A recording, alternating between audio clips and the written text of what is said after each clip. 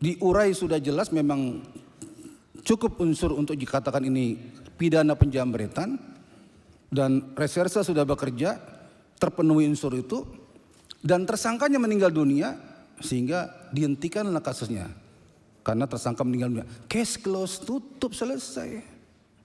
Nggak ada kasus lalu lintas itu. Terlalu jauh. Apalagi minta pendapat ahli. Maaf nih. Apa sudah nggak mampu lagi berpikir sampai minta pendapat ahli untuk mindset yang seperti saya. Sesederhana itu. Gitu. Saya minta kasus ini dihentikan. Tidak ada debat-debat kusir lagi di sini. Terima kasih waktu. Anda sebelum jadi Kapolres sudah di assessment belum?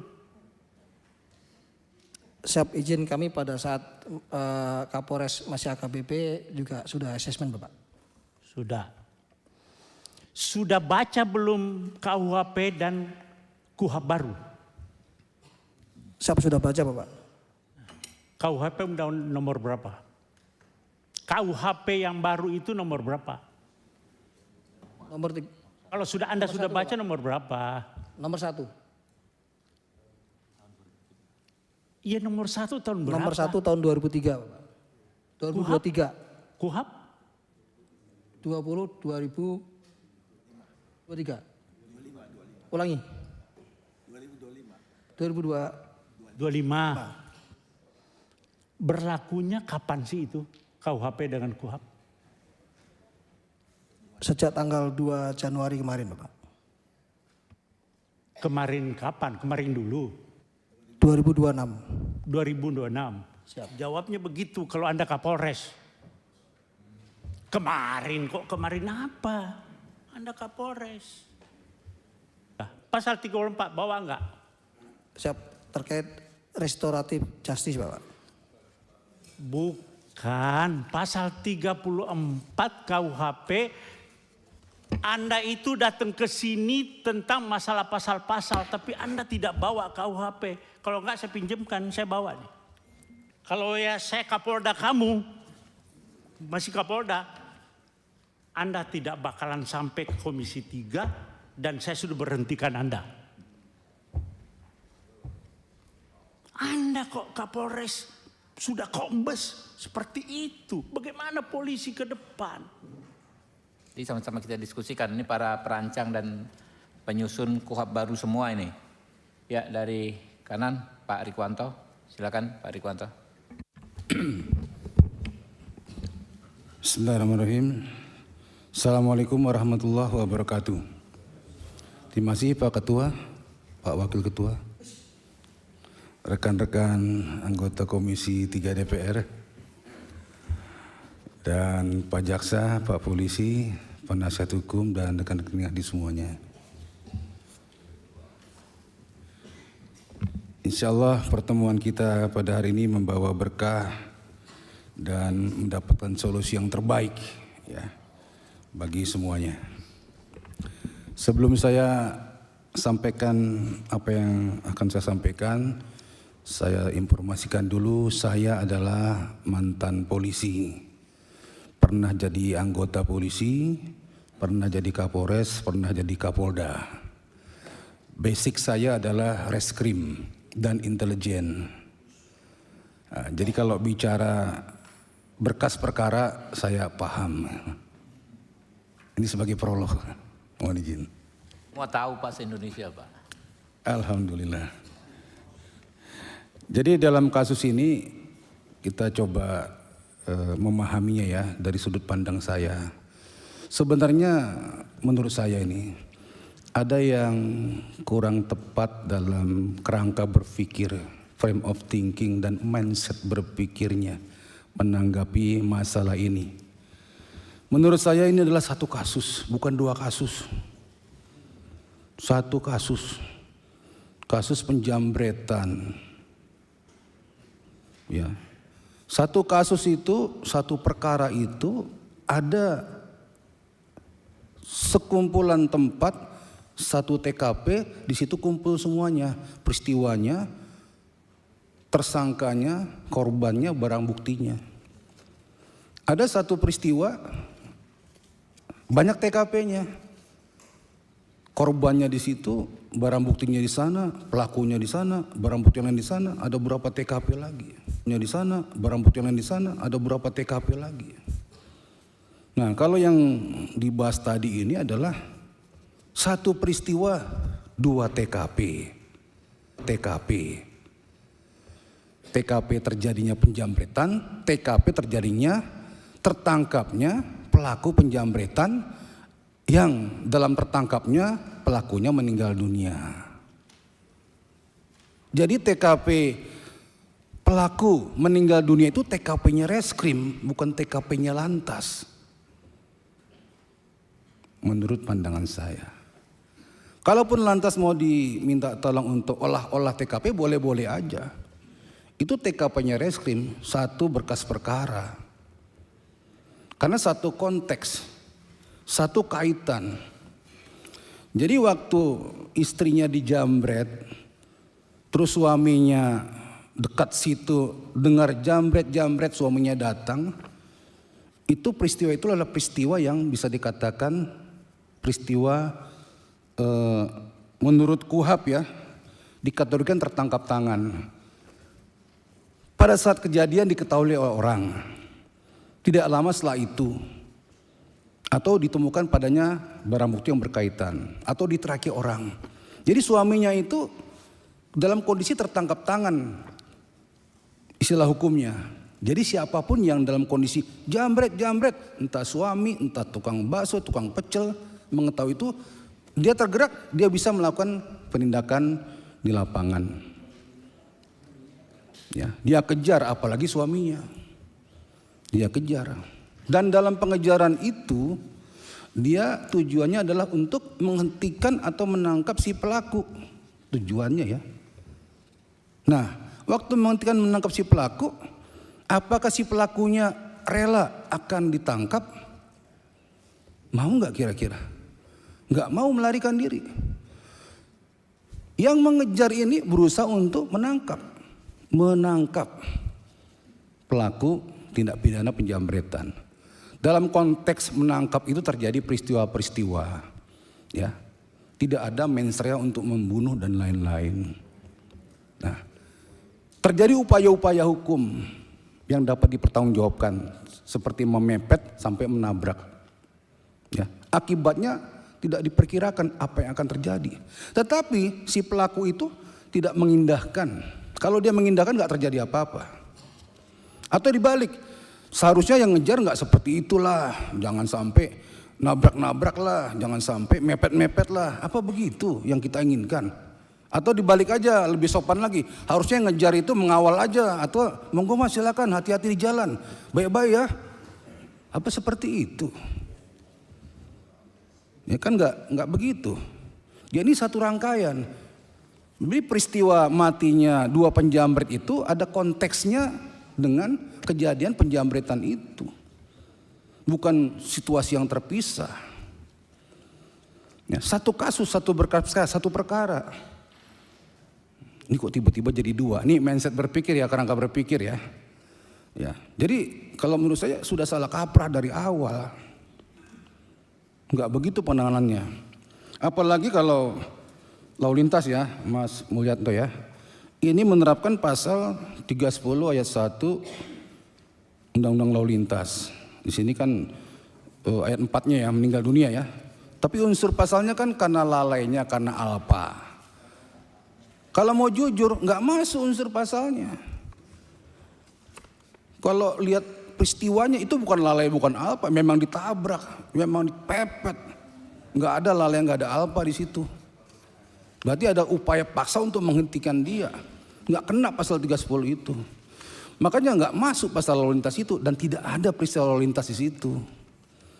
Yang ada peristiwa hot pursuit kalau Islam meminjam bahasa modernnya lah, pengejaran itu. Ya, satu kasus, satu peristiwa. Jadi satu pasal yaitu penjambretan dan satu kasus yaitu peristiwa penjambretan. Tidak ada kasus lalu lintas di sini. Ya, satu rangkaian itu. Jadi kalau kejadian sudah jelas, diurai sudah jelas, memang cukup unsur untuk dikatakan ini pidana penjambretan, dan reserse sudah bekerja, terpenuhi unsur itu, dan tersangkanya meninggal dunia, sehingga dihentikanlah kasusnya. Karena tersangka meninggal dunia, case close, tutup, selesai. Nggak ada kasus lalu lintas itu. Terlalu jauh. Apalagi minta pendapat ahli. Maaf nih, apa sudah nggak mampu lagi berpikir sampai minta pendapat ahli untuk mindset yang seperti saya, sesederhana itu gitu. Pak Ketua, bagi saya tidak ada kasus lalu lintas itu. Ya, yang ada kasus penjamretan, terungkap, terbukti, tersangka meninggal dunia, kasus tutup. Saya minta kasus ini dihentikan, tidak ada debat-debat kusir lagi di sini. Terima kasih Pak Ketua. Ini biar nyambung ya, izin ya ke Pak Saparudin dulu. Biar nyambung dulu nanti ke Pak Nasir Jamil. Ini polisi juga nih, punya ilmunya juga. Silakan Pak Saparudin. Ya. Terima kasih pimpinan. Yang saya hormati pimpinan Komisi 3, anggota Komisi 3, Pak Kapolres dan Kajari Sleman dan Bapak pengacara dari keluarga Pak Oli. Saya mau tanya dulu sama, mohon izin Pak, saya dialog langsung. Silakan. Pak Kapolres Sleman, sejak kapan jadi Kapolres Anda? Dihidupin Pak. Ya. Januari tahun lalu, Bapak. 1 tahun ya. Siap. Anda sebelum jadi Kapolres sudah di asesmen belum? Siap, izin kami pada saat Kapolres masih AKBP juga sudah asesmen, Bapak. Sudah. Sudah baca belum KUHP dan KUHP baru? Siap, sudah baca, Bapak. KUHP undang nomor berapa? KUHP yang baru itu nomor berapa? Kalau sudah Anda sudah baca Bapak. Nomor berapa? Nomor 1. Iya nomor 1 tahun berapa? Nomor 1 tahun 2003, Bapak. 2023. KUHP? 2023. Ulangi. 2025. Saya tanya Anda karena ada kaitannya nanti di pasal di KUHP. Berlakunya kapan sih itu KUHP dengan KUHP? Sejak tanggal 2 Januari kemarin, Bapak. Kemarin kapan? Kemarin dulu. 2026. 2026. Siap. Jawabnya begitu kalau Anda Kapolres. Kemarin kok, kemarin apa? Anda Kapolres. Harus melihat sesuatu gitu loh. Nah, sudah disampaikan oleh Pak Riwanto tadi bahwa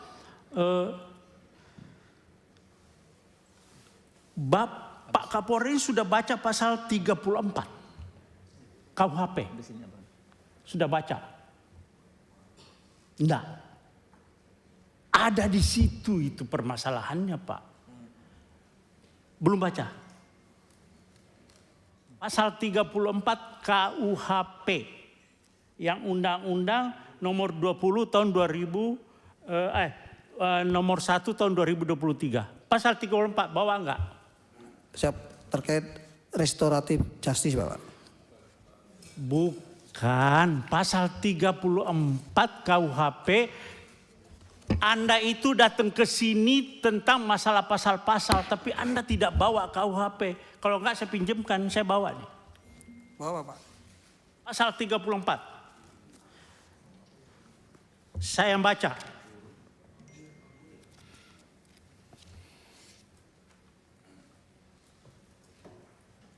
Kalau ya saya Kapolda kamu, masih Kapolda, Anda tidak bakalan sampai ke Komisi 3 dan saya sudah berhentikan Anda. Anda kok Kapolres sudah kombes seperti itu. Bagaimana polisi ke depan? Oke, saya bacakan pasal 34 ya. Pasal 34. Setiap orang yang terpaksa melakukan perbuatan yang dilarang tidak dipidana jika perbuatan tersebut dilakukan karena pembelaan terhadap serangan atau ancaman serangan ketika yang melawan hukum terhadap diri atau terhadap diri sendiri atau orang lain. Kehormatan dalam arti kesusilaan atau harta benda sendiri atau orang lain. Oke, itu kalau Anda belum jelas, saya bacakan pasal 34 penjelasannya. Itu lebih rinci lagi di situ. Ada penjelasan pasal 34. Ini bukan tindak pidana. Kalau di KUHP Lamu Perma, alasan pembenar bahwa orang itu membela diri. Membela diri, bukan undang-undang lalu lintas. Anda salah menerapkan hukum. Jaksa lagi P21 juga. Anda koordinasi yang gak benar itu. Polres dengan kejaksaan. Anda koordinasi tapi salah. Bagaimana? Jadi maksud saya begini Pak Kapolres dan Pak Kajari. Ini bukan RJ. Bukan RJ. Tidak ada tindak pidana di sini. Sependapat dalam tidak ada tindak pidana. Orang yang Bapak tahu, Bapak ngomong di televisi saya lihat Pak Kapolres itu, dia melakukan pembelaan yang tidak melakukan tindakan tidak seimbang. Bapak tahu apa yang jambret itu tidak ada istilah di KUHP. Itu adalah pencurian dengan kekerasan. Bukan 36, bukan pencurian biasa, bukan pencurian pemberatan, tapi pencurian dengan kekerasan. Curas itu Pak, curas itu begal. Dia bawa celurit, bawa senjata tajam, bawa apa segala, bisa bawa senjata api. Nah, ketika orang itu, ini bahaya Pak. Nah, Anda bilang tidak seimbang, dikejar oleh suaminya, korban. Orang sipil Pak, tidak punya apa-apa. Orang sipil nggak punya apa-apa itu. Nggak punya, tidak dipersenjatai, jadi itu bukan tidak seimbang, memang justru yang tidak seimbangnya itu orang sipil Pak yang mengejar pelaku curas. Bagaimana Bapak bilang tidak seimbang? Ya, jadi coba bolak-balik begini Anda salah menerapkan suatu pasal.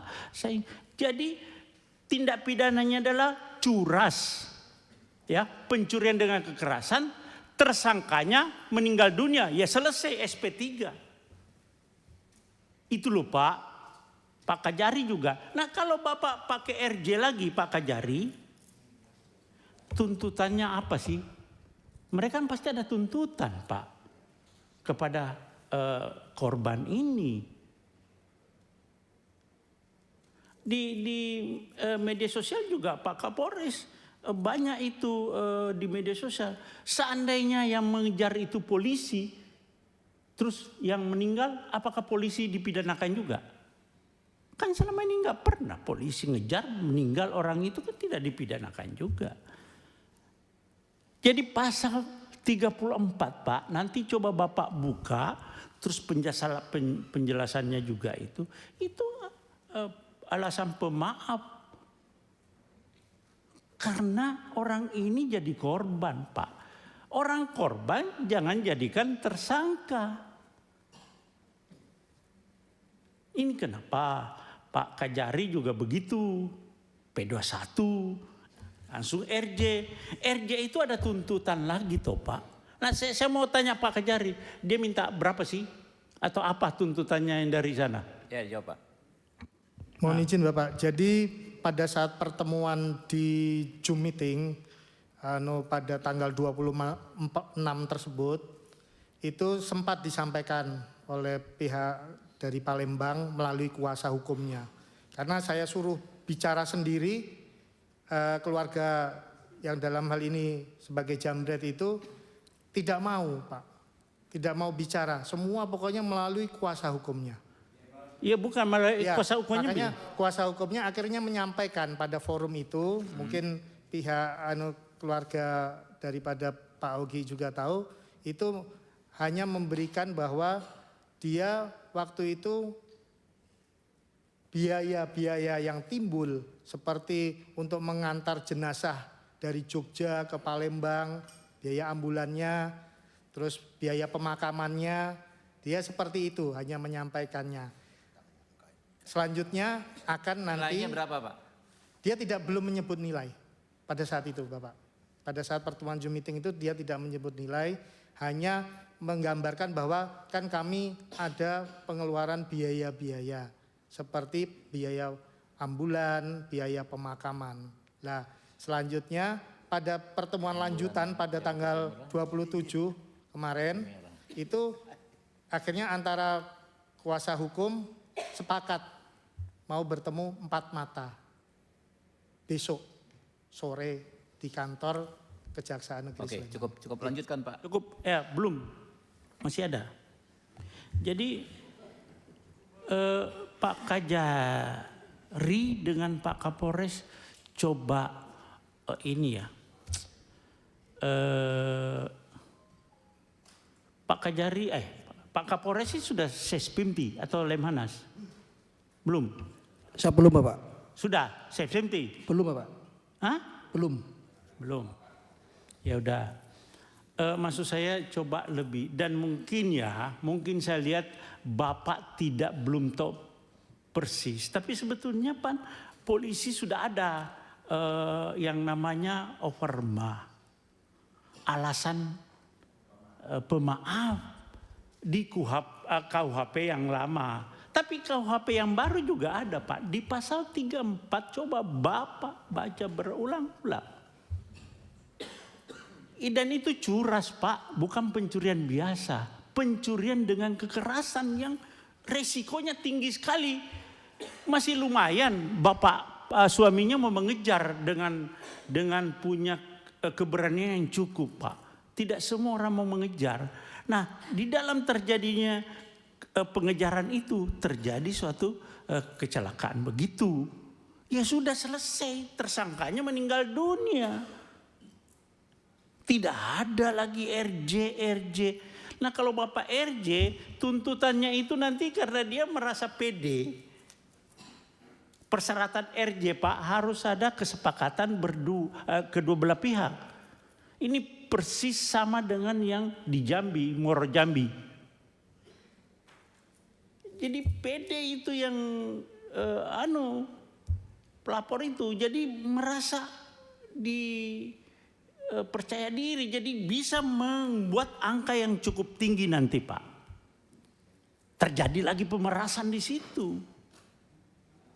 Nah, saya minta Bapak lebih bijaklah terhadap ini. Berdua, Pak. Bapak sebagai aparat penegak hukum, Bapak tahu ada alarm. Bapak bukan dengan gagah berani menyampaikan unsur-unsur pidana ini. Tidak. Coba lihat di media sosial bagaimana tanggapan masyarakat. Itu sinyal bahwa Bapak salah di dalam menerapkan pasal di situ. Iya Pak ya, Pak Kapolres. Coba lebih bijak. Ya. Kita lagi sekarang polisi dengan jaksa dengan hakim, reformasi Polri. Tapi tetap bergulir, Anda tidak mengerti Pak Kapolri. Bagaimana sih Polri kita ini jaga supaya marwah Polri ini lebih dipercaya kepada masyarakat. Tapi Bapak ada kegiatan potongan-potongan kelakuan Polri yang membuat citra Polri semakin buruk. Kita berusaha, Pak. Kita di sini semua sepakat Polri itu di bawah presiden. Ini semua perdebatan, tapi Bapak jangan mencederai ini. Ya saya kira itu Bapak coba, kalau saran saya ini SP3 Pak. Terima kasih. Assalamualaikum warahmatullahi wabarakatuh.